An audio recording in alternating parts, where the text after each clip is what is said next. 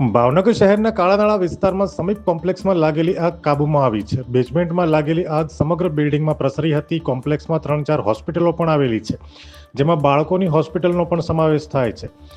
Fire બ્રિગેડને call મળતા જ તાત્કાલિક ઘટના સ્થળ પર પહોંચી ગયા હતા અને બાળકોની હોસ્પિટલમાં પહેલા માળે કાચ તોડી સીડી મૂકી બાળકોનું રેસ્ક્યુ કરાયું હતું. હોસ્પિટલમાંથી અંદાજિત 20 બાળકોનું રેસ્ક્યુ કરાયું હતું. આગના પગલે બેઝમેન્ટમાં વાહનો બળી ગયા હતા, જ્યારે લેબોરેટરીમાં પણ નુકસાન સામે આવ્યું છે.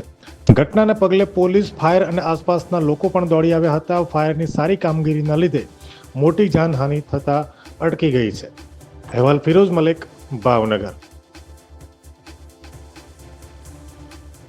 અમે તમને આપીશું પળે-પળના સમાચાર. જો તમે અમારા નિર્ભય માર્ગ ન્યૂઝ ચેનલને સબસ્ક્રાઇબ કર્યું નથી તો અત્યારે જ નીચે આપેલા આઇકોન બટન પર ક્લિક કરીને સબસ્ક્રાઇબ કરો અને શેર કરવાનું ભૂલશો નહીં.